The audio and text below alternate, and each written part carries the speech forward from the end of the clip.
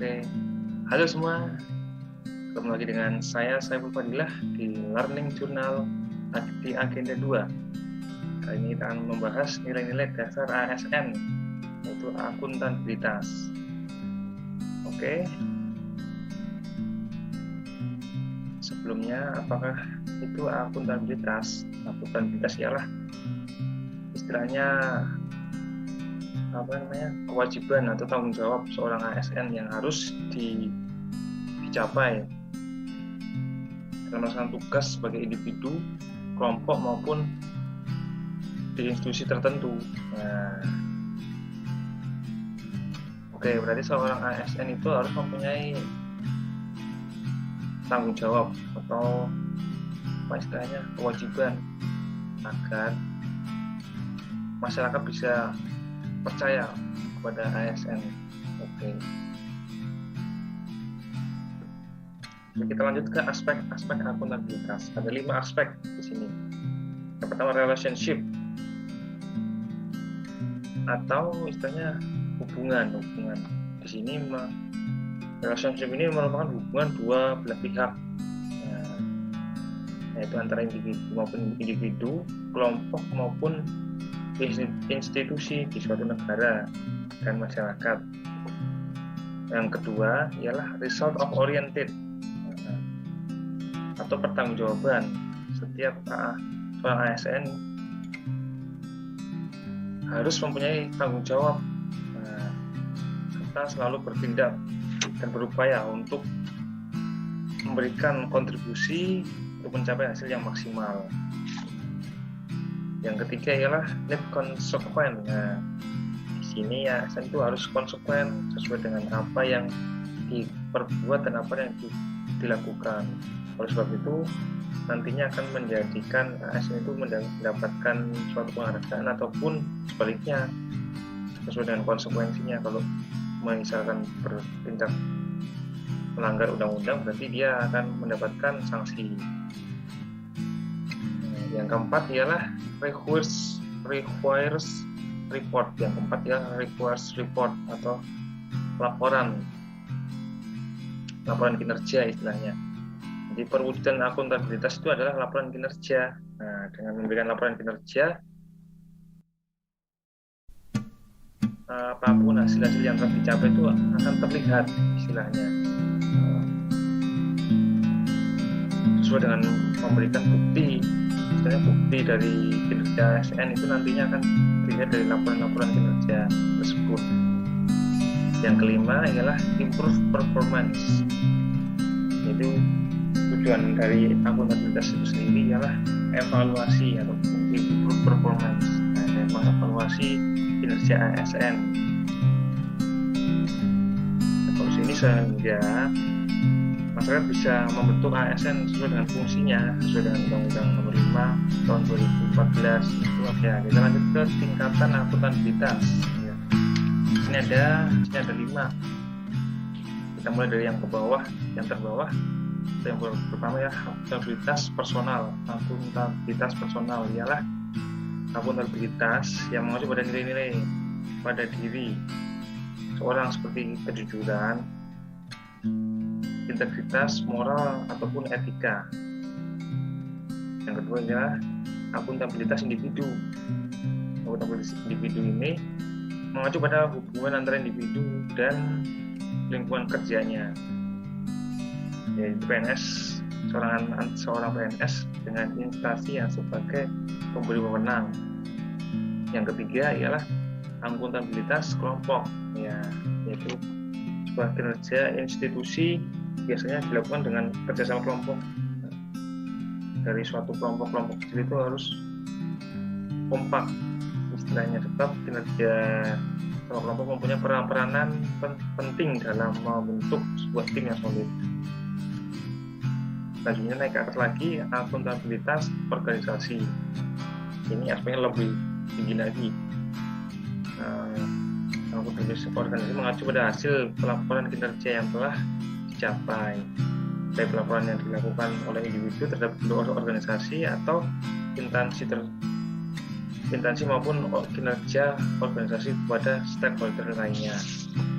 Sedangkan yang teratas adalah akuntabilitas stakeholder, yakni akuntabilitas di atasnya organisasi. Contohnya seperti organisasi instansi Pusrehab bertanggung jawab. Di atasnya lagi ialah Menhan. Nah, sekarang kita ke nilai-nilai dasar akuntabilitas. Ada 9 nilai di sini. Yang pertama dia kepemimpinan. Kepemimpinan ini istilahnya lingkungan yang akuntabel tercipta dari seorang pemimpin yang bawah sampai ke bawahannya. Nah, istilahnya di mana pemimpin memainkan peranan yang penting dalam menciptakan lingkungannya. Yang kedua adalah transparansi.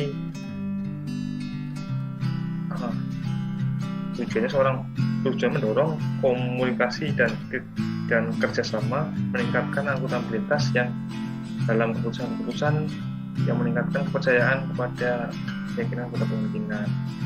Ya, harus transparan nih istilahnya antara atasan dan bawahan. Setiap laporan-laporan yang harus dipaparkan harus transparan, atasan dan bawahan tidak ditutup-tutupi. Yang keempat adalah tanggung jawab.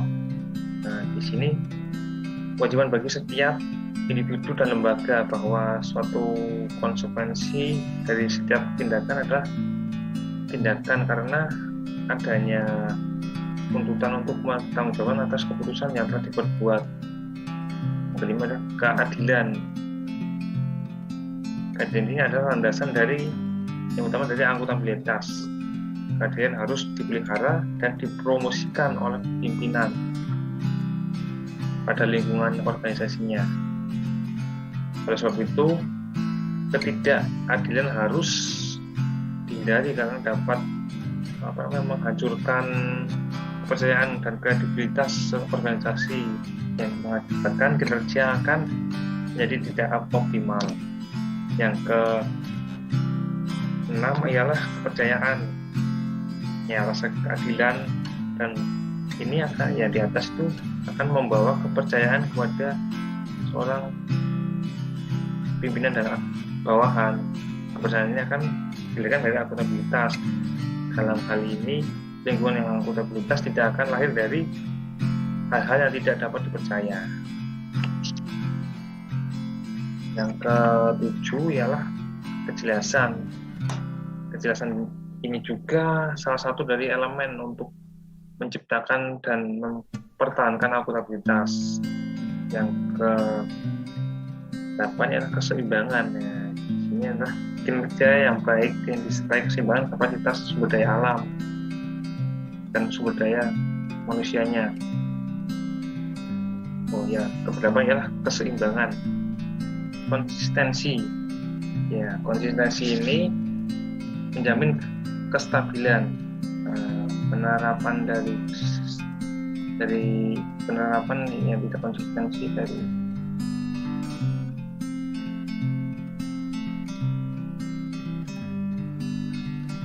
konsistensi yang akan menjamin kestabilan.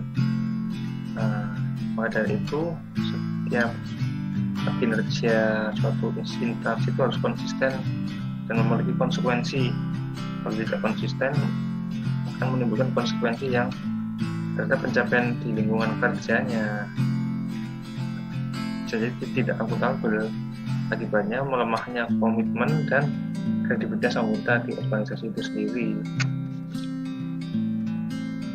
Indikator dari akuntabilitas itu sendiri ialah ada 3 yang bisa diterapkan dalam lingkungan kerja masing-masing. Saya sebagai perawat harus mempunyai tanggung jawab atau tanggung gugat dan objektivitas ke pasien serta komitmen ke pasien. Contohnya, saya merawat pasien harus punya tanggung jawab dari pasien awal, dari pasien masuk sampai pasien tersebut sembuh. Kita harus bertanggung jawab dari memberikan asuhan keperawatan.